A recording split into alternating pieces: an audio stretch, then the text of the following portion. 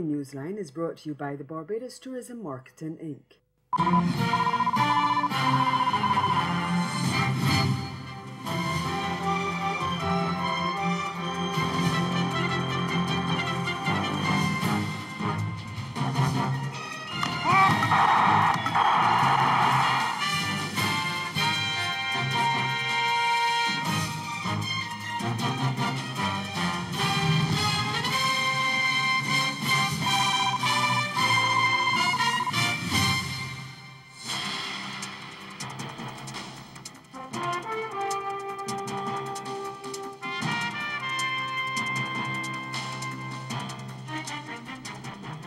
In the Bahamas threatened to go on strike. That's our top story in Caribbean Newsline for Wednesday, November 14. From the CMC News Center in Bridgetown, I'm Nicole Best. Good evening. Doctors in the Bahamas have put health authorities on notice of possible industrial action, saying they're tired of their concerns being ignored. President of the Consultant Physicians Staff Association, that's the CPSA, Dr. Loxley Munro, says doctors have been outlining those concerns to the Public Hospitals Authority, that's the PHA, for a long time now, including a lack of health insurance and unsatisfactory working conditions. They charge that medical procedures had to be cancelled because of a malfunctioning air conditioning system. They also say they're not receiving salary increases. They've not received salary increases in the last 10 years. The doctors met with authorities last Friday, but Dr. Munro said the meeting was not productive and the doctors walked away from the table. Another meeting is set for Friday, which Dr. Munro said the association will attend with its lawyer who, and I quote, is going to basically say to them exactly what is going to be the next step, end of quote.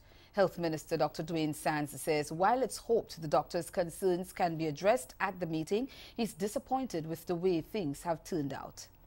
The Hospital Authority has engaged the CPSA union, and I believe that they have negotiated in good faith. And certainly it would be a tragedy if patients in the Bahamas find themselves in a situation where essential care is withdrawn. That would be most unfortunate. But Dr. Munro said the public should not fear total withdrawal from senior physicians and that while the doctors plan industrial action, they will not allow patients to suffer. He said the CPSA would meet with its members to strategize its withdrawal of services, and the doctors will decide which services will be withdrawn, where they will be withdrawn, and whether withdrawal would be done all at once or incrementally. Meanwhile, Sands says the health ministry will put plans in place in the event the doctors go ahead with the strike. We're hoping that it doesn't come to that. We would have to make contingency plans anyway if it does come to that. But certainly we will negotiate in good faith, and the Bahamian people can be assured that health services will be provided. Just over a month after the Telecommunication Services of Trinidad and Tobago, that's the TSTT, denied reports of massive job cuts, it has officially informed the workers' union of positions that will be made redundant. An official figure has not yet been provided, but CNC3 News reports the cuts could see hundreds of workers at the telecoms company being sent home. On the 8th of last month, TSTT denied reports it was undertaking a massive restructuring exercise.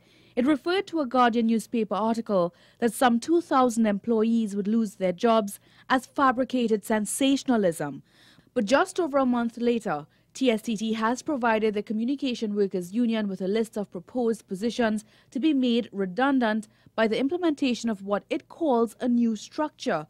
Included is also a list of job descriptions representing new and modified positions. The information is contained in a letter sent to the union's Secretary General Clyde Elder yesterday. It follows a meeting between both parties at the end of October where the company's new business model was discussed. 102 positions are listed to be made redundant, and CNC3 understands the company hopes to complete the exercise before the end of the year. Some of the proposed positions include billing clerks, different grades of customer service representatives, laborers, payroll clerks, wiremen, among others. The union and company are still in the process of finalizing the number of people this exercise will affect. But with several employees filling some of these roles, it is estimated hundreds could be affected. Some positions, however, will be reclassified, simply meaning employees will have new job titles and descriptions. The Guyana Elections Commission has started releasing preliminary results from the local government elections held on Monday. The results so far show the two main parties, a Partnership for National Unity, the APNU, and the People's Progressive Party, the PPP, holding their ground in traditional areas. The PPP picked up wins in 5 towns and several neighborhood democratic councils in Georgetown. The opposition party described the victories as massive, although it acknowledged the low voter turnout nationwide. We get more in this HGP Nightly News report. The People's Progressive Party Civic picked up 7 seats in the Georgetown municipality, 5 more than it previously held. Opposition leader Barbados explained that a lot of work was done in Georgetown by candidates. We've gone to every part of the city, taking our message, because we wanted people to hear what we had to say to them. And as I said before, people were extremely receptive in every single area, from Sophia to South Georgetown to North Georgetown, everywhere we went. Of the 10 towns, Jagdio said the party won 5. Mabaruma, we won convincingly.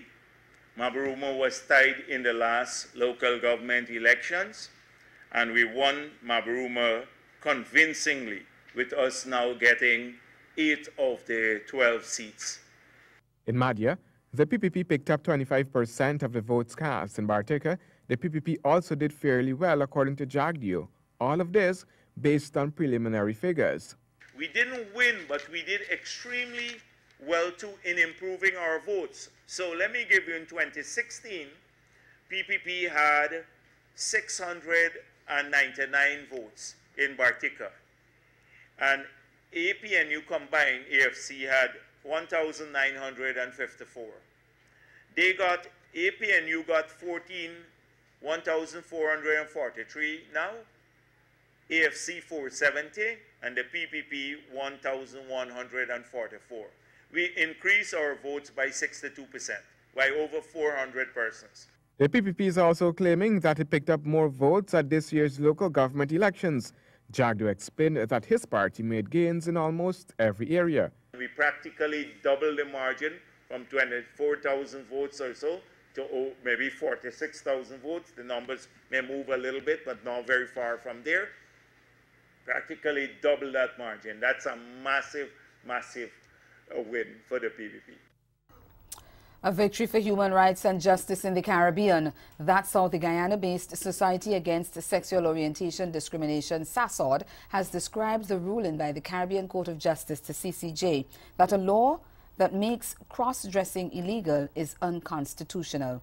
The CCJ on Tuesday ordered that the law be struck from Guyana's law books following a challenge brought by 4 trans people who were convicted of cross-dressing in 2009. SASOD's managing director Joel Simpson said the ruling was a clarion call to engage state actors on how the law engenders social and economic exclusion of disadvantaged groups. He said trans people remain vulnerable to arrest for small crimes like loitering in Guyana's colonial-era vagrancy laws, which are still on the statute books.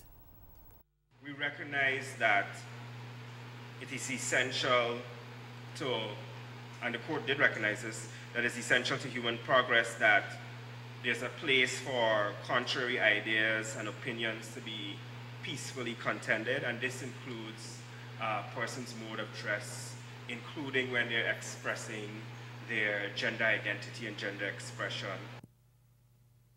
Coffee farmers in Jamaica say they're losing millions of dollars daily. We'll tell you why after the break. Stay with us.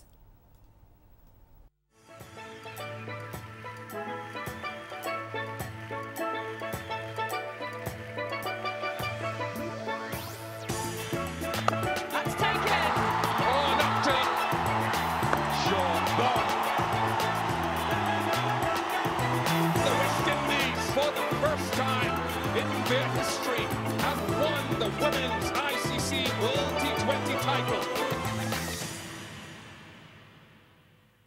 On the first episode of Coalition Corner, Building Community Responses. One of the conversations that you often hear is that we don't have a very strong civil society, a very strong community response. Hearing from those on the front line of the HIV response. In every platform, at every stage, wherever the conversation is happening, it is very crucial and important to have somebody living with HIV present. This is not our issue and you over there. So this is everybody's issue. Don't miss the next Coalition Corner.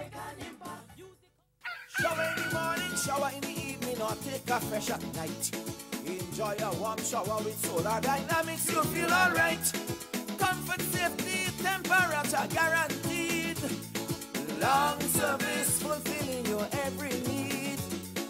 Take a shower in comfort and no more upstream water touch you. Solar Dynamics is the best for you. Save on electricity, be environmentally friendly. Solar Dynamics is the one for you.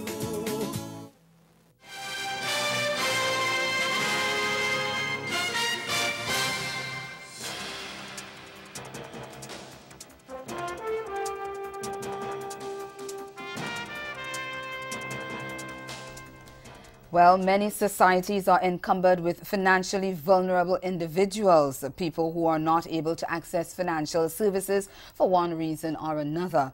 This week in Newsline Business, we learn of the National Financial Inclusion Strategy of Jamaica, which is designed to ensure that over time, all citizens can access financial services suited to their needs.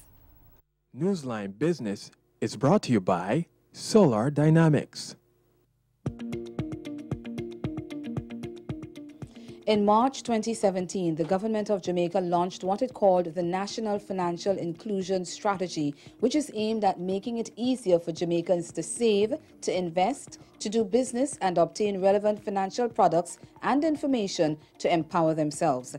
In his speech at the launch, the then Finance Minister Audley Shaw said the strategy is about prosperity and sustainable economic growth. The strategy, which has 4 main pillars, took over a year to get off the ground. But in a recent interview done by Jamaica's Ministry of Finance, coordinator of the program, Melanie Williams, talks about the pillars of the strategy, the first one being responsible finance. You also have financial access and usage, which is how do you gain greater access to credit, how do you make payments. You have also financing for growth, or housing finance, or MSME finance, or agricultural finance. And you have the supporting infrastructure, which seeks to allow the development of, if you will, pipelines or the plumbing to have greater flow of information and finance to and from the various sectors. So that's what we're all looking to achieve. And of course, we have financial resilience, which looks at long-term planning. How do we empower our consumers or citizens with the information they need to actually plan for different events throughout their life cycle, if you will. But what do they mean by responsible finance, and how would that be translated to the average Jamaican? What that is really saying to the Jamaican consumer is that we know that when you engage in interactions with financial institutions, you need the information to make proper decisions about what product is best for you. That means you need a product that is free from legal jargon and a lot of complexity. You need to have it broken down and explained to you in a simple manner. How do you actually have a negotiation for a loan? How do you calculate the interest payable on each repayment of a loan? And when you have a difficulty, how do you obtain some measure of assistance, if you will, in terms of handling your complaint and resolving your complaint? So think of it in that vein. That's what we're looking at. As coordinator in the Secretariat that is rolling out this project, Williams says the Secretariat serves as a facilitator for private and public agencies to get together to create policies that will ensure the effective and efficient implementation of the financial inclusion strategy at all levels. We facilitate training, we facilitate engagement with the public. We also facilitate ongoing consultation. The policy is produced. It is then handheld by the relevant ministry and directed through cabinet. Or if it is a policy that will result in immediate product development, that is then taken on board by the entity, such as Development Bank of Jamaica, and they craft the product design so that they can now engage with the public and immediately start bringing the micro-entrepreneur, bringing the small entrepreneur into contact with them so that they can empower that person. The hope is that when the National Financial Inclusion Strategy is completely rolled out, it will bring lasting change in the financial landscape that will ensure all Jamaicans have access to regulated financial institutions that provide services suited to their needs. Newsline Business was brought to you by Solar Dynamics. Shower in the morning, shower in the evening, or take a fresh at night. Enjoy a warm shower with Solar Dynamics, you feel alright. Comfort, safety, temperature guaranteed. Long service fulfilling your every need. Take a shower in comfort, no more upstream water touch you. Solar Dynamics is the best for you.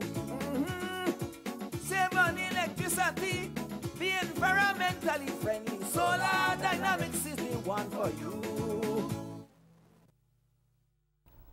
Coffee farmers along the Blue Mountain Belt in Jamaica say they're losing millions of dollars each day because factories are not accepting their produce.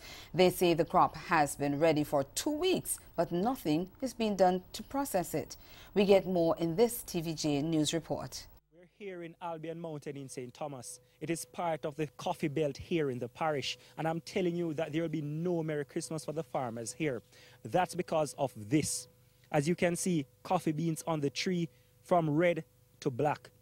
They're on the tree for too long. Farmers say no one is coming to take it off their hands. Then just stop take it from we so with no explanation. What we are going to do?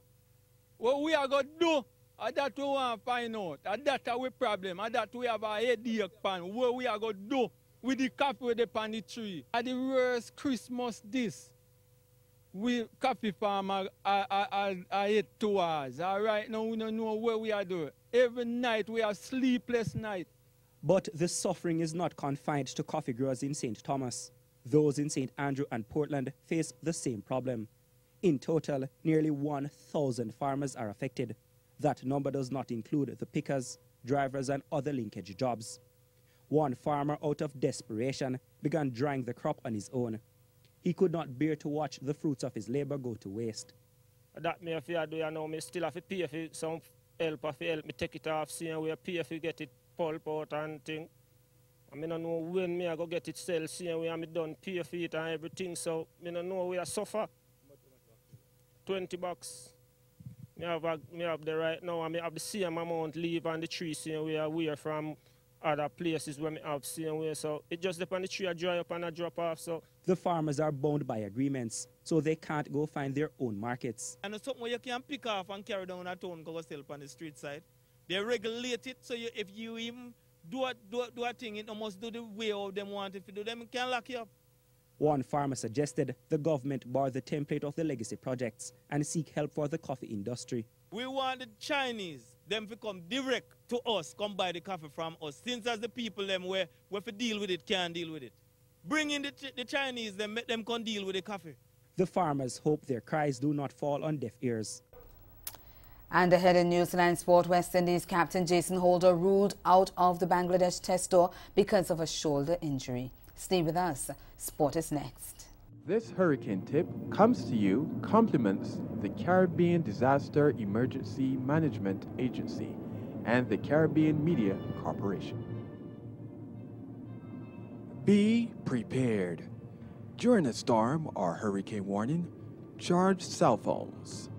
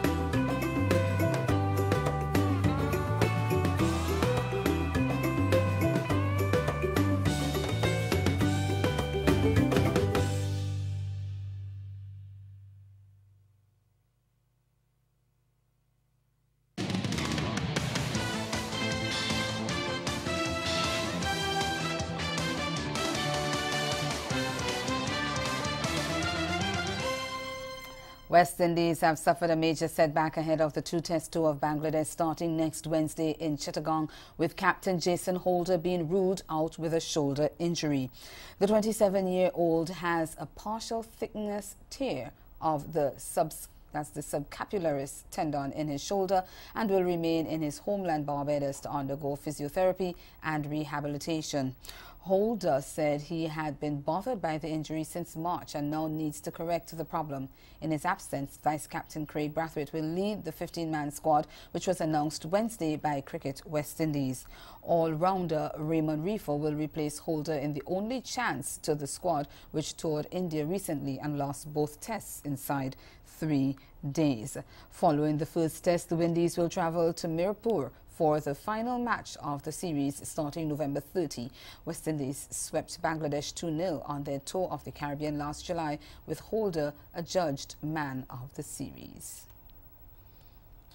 Three-time champions Australia romped into the semi-finals of the ICC Women's T20 World Cup Tuesday night when they collared fierce rivals New Zealand for 33 runs to post their third straight win in Group B, opting to bat first in the much-anticipated Trans-Tasman contest at the Guyana National Stadium. Australia rattled up a challenge in 153 for 7 of their 20 overs, with Alyssa Healy top scoring with 53 of 38 deliveries to gather her second half century of the tournament. Rachel Haynes came late to spank an unbeaten 29 of 18 deliveries, while opener Beth Mooney struck 26 from 24 balls. In reply, New Zealand slumped to 13 for 3 in the third over before opener Susie Bates slammed 48 of 42 balls, but a clatter of wickets left the innings 120 all out in the 18th over. Megan Shute was the best bowler with 3 for 12, while fellow seamer Delissa Kim Mintz and left-arm spinner Sophie Molyneux chipped in with 2 wickets apiece. Continuing with the Women's T20 World Cup, captain Xavier Khan struck the highest individual score by a Pakistan player in the shortest format as her side easily overcame Minnows Ireland by 38 runs at the Guyana National Stadium. Playing in Group B, Khan top scored with an unbeaten 74 as Pakistan powered their way to 139 for 6 of their 20 overs. Khan dominated, stroking 11 fours in an enterprising 54-ball knock. 19-year-old pacer Lucy O'Reilly was the best bowler with 3 for 19. Here are the highlights. Gone, yes. Good catch. So many balls hit in the air, finally one. It's the long handle. Has she got enough on this? Yes. Now there could be 2, there should be 2, and there will be 2. Oh, direct hit. It's a direct hit. Umpire's got to go upstairs. Thank you. Ready to go to the screen. The decision out. Repeat, out. Oh, it's a beautiful shot, just giving herself a little bit of room. She lifts this over cover, and that's another wonderful shot. She hasn't quite got complete timing, but it's enough to go to the boundary. Creates the full toss, and there's a chance down at long off and taken. Khan on the charge again, goes to that vacant mid-wicket area and finds the boundary and finds her 50. 52 from 41 deliveries. Goes again, this time goes straight down the ground. Mid-off is up. She says, well, I'll go over the top. Goes with the sweep on this occasion, gets it as well. Back-to-back boundaries to 3 in a row. Space again. She gets it on this occasion. Had a practice run earlier in the over. Gets it there. O'Reilly's been great, and there's a chance here. Mary Waldron, very, very sharp behind the stumps. She likes it. Claire Polisak has decided to go upstairs. Decision is out. Repeat, out. That's the area. Chance for a catch, and it's taken. Garth takes a simple catch. She can. It's a nice little scoop, but it's not going to have enough on it. Metcalf takes the comfortable catch. In reply, Ireland got a breezy 30 from Isabel Joyce and 27 from Claire Shillington, but could only muster 101 for 9 off their 20 overs. Around the corner, it'll be 1 bounce. Second bounce into the boundary. Goes right across the delivery. Claire Polisek says yes. That is out. Joyce just getting into her innings. Now departs. Gone. Off stump. Trying to slog on the leg side. Gone. Another straight delivery. Another batter hitting across the line. That's been the story of this innings. Maybe that's why Waldron was unhappy, because she realized she's hit it. Again. Yeah, she has to go upstairs to have a look at it. Power's been taken off, so you can load to the screen, please. Out, repeat, out. And cleaned up yet again. Sana Mir with a change of delivery. Very, very well bowled there. Over to athletics now. Olympic gold and world champ hurdler Omar McLeod is set to defend his title at next year's World Championships in Doha. The affair is set for September 28, 2019 and will run until October 6. And speaking with TVJ Sport, Jamaica says he has upped the ante in his training, switching from the collegiate level to professional as he prepares for the championships. Going to be a strong year. I'm in a better environment, in my opinion. Better coaches. You know, I've put together my own team, chiropractors, doctors, massage therapists, you know, and now I'm in a pro environment. I'm always used to a collegiate environment. Now I'm in a professional environment, you know, and it's different. It's a lot different. So I'm really I'm excited for next year. McLeod had a challenging season this year, but with the changes, he hopes to do better next year. And that's the sport. Stay with us. We'll be right back. Caribbean Newsline is brought to you by the Barbados Tourism Marketing, Inc.